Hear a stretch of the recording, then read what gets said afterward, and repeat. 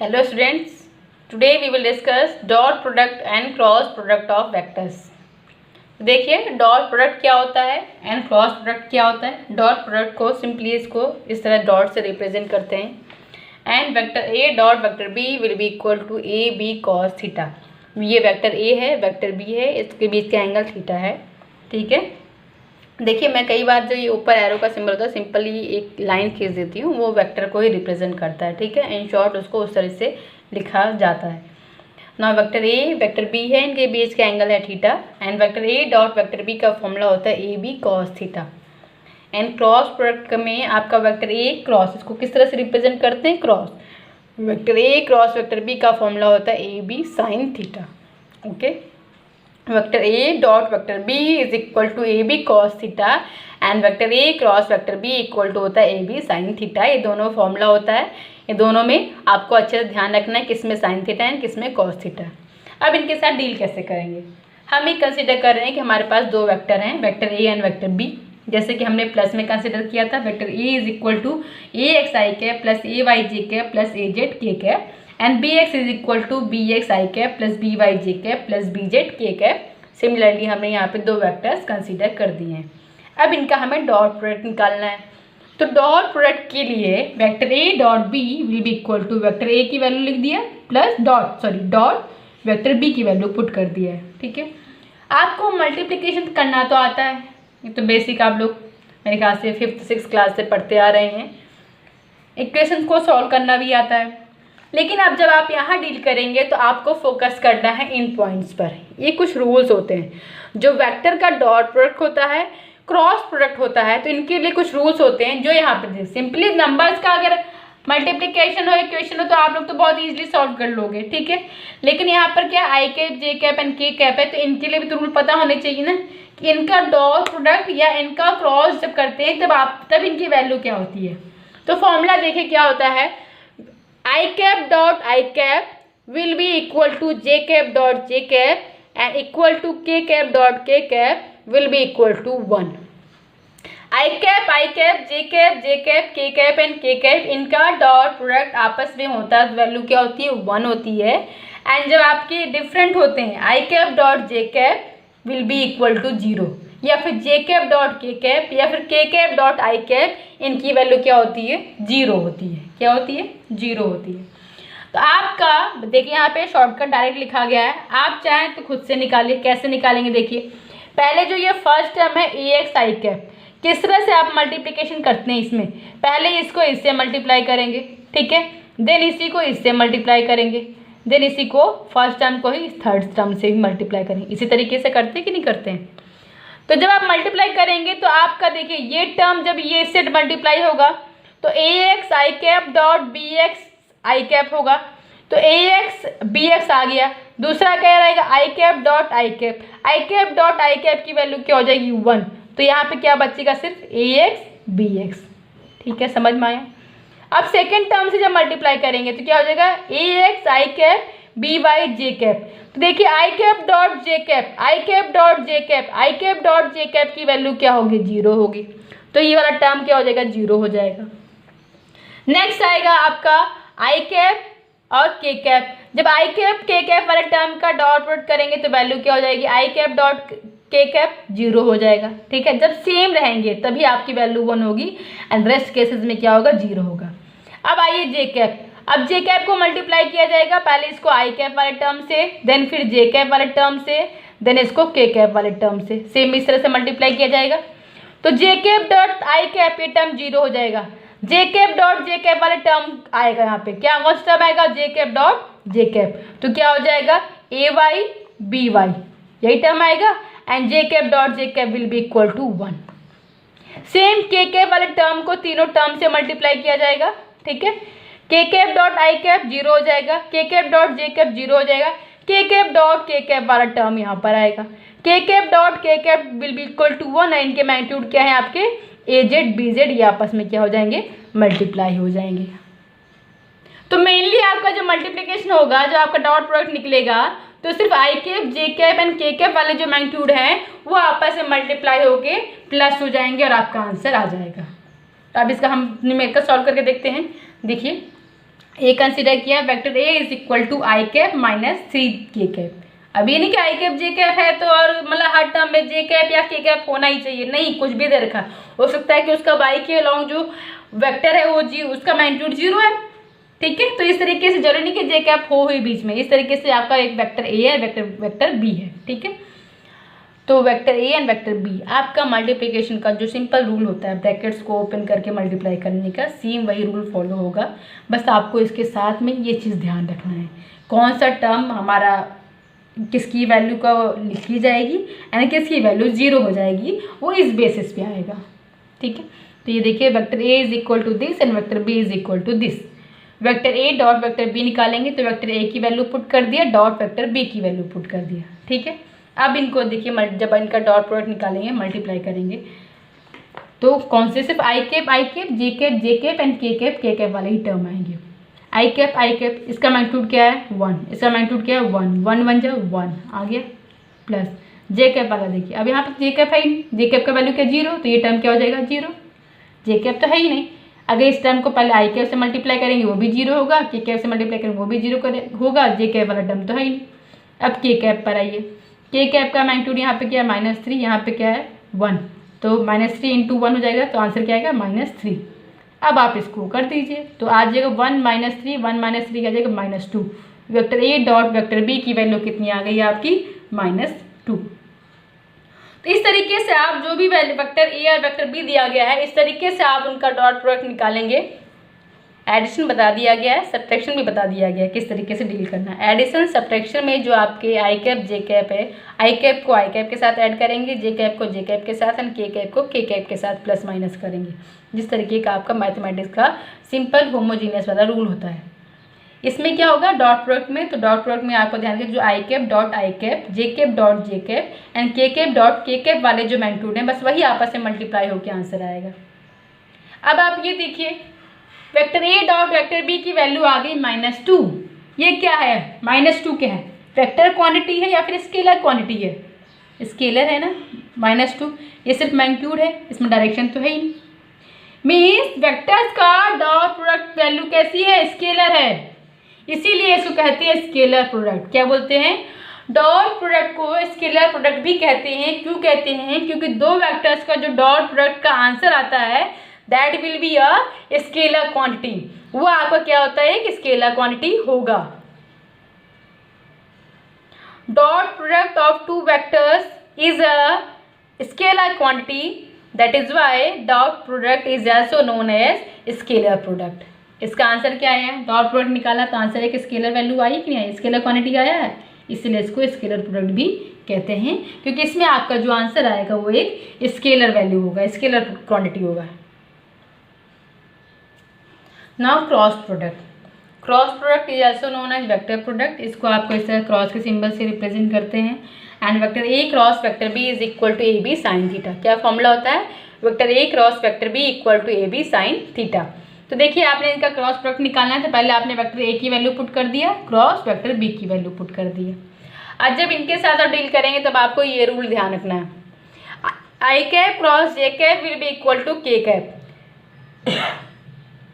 J cap cross K cap equal to I cap and K cap cross I cap will be equal to J cap and J cap cross I cap will be equal to minus. जब इसका उल्टा कर देंगे तो आपको यहाँ पे minus sign आ जाएगा। एंड जब आपके सेम डायरेक्शन होती है I cap cross K cap, J cap cross J cap या फिर I cap cross K cap will be equal to 0। I cap dot I cap equal to 1 होता है लेकिन I cap cross I cap will be equal to 0। तो इन rules को ध्यान में रखते हुए आपको इनका क्रॉस प्रोडक्ट निकालना है। तो इसका एक तो सिंपल मेथड वही है जैसे कि आपने डॉट प्रोडक्ट निकाला, सेम उस तरीके से इनका क्रॉस कीजिए। इसको पहले इससे क्रॉस प्रोडक्ट कीजिए, देन इसको इससे आप मल्टीप्लाई कीजिए, देन इसको इससे मल्टीप्लाई कीजिए, ठीक है। अब इनके बीच में सिंबल कौन सा रहेगा, क्रॉस रहेगा। मान लीजिए इसका फर्स्ट टर्म कौन सा आएगा, फर्स्ट टर्म आएगा A X I cap cross B X I cap, ये रहेगा। प्लस सेकेंड टर्म क्या आएगा आपका A X I cap B cross B Y J cap. अब देखिए ये I cap cross I cap है ना इसमें, तो ये वैल्यू क्या हो जाएगी 0 हो जाएगी, ये वैल्यू क्या हो जाएगी 0 हो जाएगी। प्लस अभी इसमें क्या आई कैप क्रॉस जे कैप है, आई क्रॉस जे कैप है तो वैल्यू क्या आएगी के कैप। तो इसका आंसर यहाँ पे इसकी जगह पे क्या आएगा A X B Y K cap, इस तरह से आंसर आएगा। ठीक है, इस तरीके से सारे टर्म्स आप प्लस में करके लिखेंगे। फिर I cap J cap and K cap में जो भी वैल्यू जाएगी उनको आपस में प्लस माइनस करेंगे और आपको आंसर मिल जाएगा। तो एक तो ये मेथड है। एक शॉर्टकट मेथड होता है rectangular coordinate method. Rectangular coordinate method ये आपका इसमें क्या करते हैं, इससे आपको जो डायरेक्ट आपको पूरा करेंगे प्रोसेस, सारे टर्म्स को मल्टीप्लाई करेंगे, फिर माइनस प्लस माइनस में रिप्रेजेंट करेंगे, तो उसके बाद जो आंसर आएगा उसमें कम से कम आपको 4-5 स्टेप लग जाएगा। ठीक है, और बहुत ही ज़्यादा आपको चीज़ें आई cap cross K cap, I cap cross J cap, इस तरह से प्लस माइनस का ध्यान रखना पड़ेगा इन रूल्स को ध्यान में रखते हुए। शॉर्टकट मेथड ये है। इसमें क्या करते हैं हम, पहले इसको एक मैट्रिक्स फॉर्म, मैट्रिक्स जानते हैं आप लोग क्या होता है, मैट्रिक्स फॉर्म में इसको लिखा जाएगा वेक्टर्स को, एंड उसके बाद इसको जैसे मैट्रिक्स का डिटरमिनेंट निकालते हैं, तो डिटरमिनेंट निकालने के लिए जो फॉर्मूला होता है उसी को अप्लाई करते हुए डिटरमिनेंट फॉर्म में इसका लिखा जाएगा और इसका डिटरमिनेंट निकाला जाएगा। तो ये कैसे होता है, तो इसको रेक्टेंगुलर वाइज इसको मैट्रिक्स फॉर्म में पहले लिखा जाता है I cap J cap and K cap form में। ठीक है, मैग्नीट्यूड निकाला जाएगा इसका, तो आई cap J cap and K cap लिखा गया। फिर आपका ये ए x A Y A Z, आपका एक्स वाई और जेड के अलॉन्ग जो वेक्टर ए के कंपोनेंट है वो लिखा गया। फिर एक्स वाई जेड के अलॉन्ग वेक्टर बी के जो कंपोनेंट है वो लिखा गया, B X B Y and B Z. ठीक है, अब इसको सॉल्व करने का मेथड क्या होता है, इसको सॉल्व करने का मेथड होता है, आप क्या लीजिए आई कैप लीजिए, आई कैप लीजिए।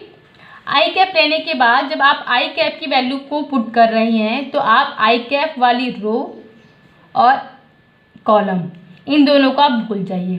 अब जो ये बचा हुआ है ना, ये क्या है 2x2 का जो मैट्रिक्स बनेगा, इसका आप मैग्नीट्यूड निकालिए, इसका डिटरमिनेंट निकालिए। तो कैसे होगा, तो इसकी वैल्यू कैसे निकालते हैं, इसको आप समझ लीजिए कि ये नहीं है आई कैप का रो एंड कॉलम, इसको आप छुपा लीजिए। फिर आप ये वैल्यू देखिए, ये वैल्यू क्या है ए वाई बी जेड, क्या है वैल्यू, ये दोनों value A Y B Z minus B Y A Z. ठीक है, आई कैप लिख लिया आपने, आई कैप, और इसके बाद इसका रो कॉलम आपने क्या कर लिया है, इसको छुपा लीजिए। फिर आप ये दिखाइए जो आपका जो बच गया 2x2 का जो मैट्रिक्स बचेगा बनेगा, इसका मैग्नीट्यूड निकालिए, इसका वैल्यू क्या हो जाएगा। इसको कैसे सॉल्व करते हैं, दिस माइनस दिस, इस तरीके से मैट्रिक्स का डिटरमिनेंट निकाला जाता है, इसका मैथमेटिकल फॉर्मूला होता है। तो ये आप मैथमेटिक्स में करेंगे। तो अभी यहाँ पे देखिए this A Y B Z minus B Y A Z minus J cap, I cap plus में होता है, जे कैप माइनस में लेते हैं, के कैप प्लस में लेते हैं, ध्यान रखना ये फॉर्मूला होता है। देन माइनस जे कैप, अब जे कैप लीजिए, अब जे कैप वाले रो एंड कॉलम को आप छुपा लीजिए, जे कैप वाले रो एंड इसी कॉलम को छुपा लीजिए। अब जो वैल्यू आएगी, अब यहाँ पे क्या है ए एक्स बी जेड, ये वैल्यू होगी कि नहीं होगी, इसका आप ये यहाँ पे छुपा लीजिए। अब कौन सी वैल्यू देखिए, ये वैल्यू है आपकी A X B Z minus minus, अब ये वैल्यू कौन सी है बी एक्स ए जेड, इस तरीके से इसको लिखते हैं, प्लस के कैप। अब के कैप लीजिए, अब के कैप वाले रो एंड कॉलम को छुपा लीजिए, मान लीजिए के कैप का रो है, इसके कॉलम, इन दोनों को छुपा लीजिए। अब जो वैल्यू है, अब देखिए यहाँ पे वैल्यू क्या है, के कैप का मैग्नीट्यूड आप क्या आएगा ए एक्स बी वाई, देखिए इस तरीके से A X B Y minus B X A Y, K cap का magnitude A X B Y minus B X A Y. तो इस तरीके से आप सॉल्व करेंगे। जब आप आई कैप को लेंगे तो आई कैप का रो एंड कॉलम आप छुपा लीजिए, अब जो है उसकी वैल्यू को आप यहाँ पे करेंगे, मैग्नीट्यूड निकालेंगे वहाँ से, तो वहाँ से हो जाएगा A Y B Z minus B Y A Z. Then J cap के लिए आप क्या कीजिए, जे कैप वाले रो एंड कॉलम को छुपा लीजिए, अब जो है वहाँ से उसको सॉल्व कीजिए, A X B Z minus B X A Z. तो आपको ध्यान रखना है फॉर्मूला होता है, इस तरीके फॉर्मूले से आपका डायरेक्ट फॉर्मूला निकल आएगा। ठीक है, तो देखिए इस तरीके से हमें मिल गया है I cap A Y B Z minus B Y A Z minus J cap A X B Z minus B X A Z plus K cap A X B Y minus B X A Y. तो किस तरीके से, इसमें बहुत easy तरीके से हो जाएगा, आपको इस तरीके से सॉल्व कीजिए, आपको बहुत ज़्यादा मल्टीप्लिकेशन करने की ज़रूरत नहीं है और आपका आंसर इस तरीके से 1 मिनट में आसानी से आ जाएगा। इसको हम एक न्यूमेरिकल सॉल्व करके देखते हैं कि किस तरीके से वैल्यूज आएंगी। एग्ज़ाम में आपको ये ड्राइव करने के लिए नहीं आएगा, आपको ये न्यूमेरिकल आएंगे एग्जाम में करने के लिए। इस तरीके से आपको वैल्यूज दिया रहेगा, कहेगा कि क्रॉस निकालिए, vector A cross vector B की वैल्यू निकालिए, या vector A dot vector B की वैल्यू निकालिए, vector A plus vector B की वैल्यू निकालिए, vector A minus vector B की वैल्यू निकालिए। तो क्रॉस प्रोडक्ट कैसे निकालते हैं? तो देखिए हमें ये वेक्टर दिया गया, vector A and vector B दिया गया है, गिवन है, इसका क्रॉस प्रोडक्ट निकालना है। तो पहले हमने क्या कर दिया, आई cap, J cap and K cap तीनों डायरेक्शंस को लिख दिया जो आपके एक्स वाई जेड एक्सिस के अलॉन्ग है। देन अब इनके कंपोनेंट लिख लिए। इसका कंपोनेंट देखिए, आई के अलॉन्ग 2, इसका जे के अलॉन्ग 1, के अलॉन्ग 1। अब बी के कंपोनेंट लिख लीजिए, आई के अलॉन्ग 3, जे के अलॉन्ग -1, के अलॉन्ग 1। ठीक है, अब फॉर्मूला लगाइए। फॉर्मूले में क्या रहेगा, पहला आपका आई कैप रहेगा, सेकंड जे कैप माइनस जे कैप रहेगा। ध्यान रखना जे वाले माइनस होता है, माइनस जे कैप फॉर्मूले में ही माइनस होता है। एंड थर्ड वाला क्या रहेगा, plus K cap. I cap minus J cap plus K cap, ये डायरेक्शन रहेंगे। अब इनके मैग्नीट्यूड निकालने हैं आपको। तो मैग्नीट्यूड कैसे निकलेगा, देखिए आई कैप का मैग्नीट्यूड निकालना है तो आई कैप वाले रो एंड इस कॉलम को भूल जाइए, आई कैप के रो एंड कॉलम को भूल जाइए। ठीक है, अब जो ये बचेगा 2 क्रॉस 2 का मैट्रिक्स क्या हो जाएगा, 1 × 1 1 माइनस माइनस माइनस, अब -1 × 1, -1 × 1 क्या हो जाएगा आपका -1, माइनस ये आपका फॉर्मूले वाला माइनस है और ये माइनस जो आया है ये इसका मल्टीप्लिकेशन की वजह से माइनस आया है। तो 1 माइनस -1, ठीक है, माइनस जे कैप। अब देखिए जे कैप में क्या, 2 × 1 2, 2 1 जा 2, माइनस 3 × 1 3, तो 2 - 3। अब के कैप पे आइए, के कैप क्या है, 2 × -1, 2 × -1, ये 2 और -1 ये आपस में होंगे, ठीक है ना। तो 2 × -1 क्या हो जाएगा, -2 माइनस 3 × 1, देखिए 3 × 1 -3, माइनस तो ये फॉर्मूले वाला माइनस है, 3 × 1 3 आ गया। अब इसको सॉल्व कर दीजिए और आपका आंसर में निकल आएगा।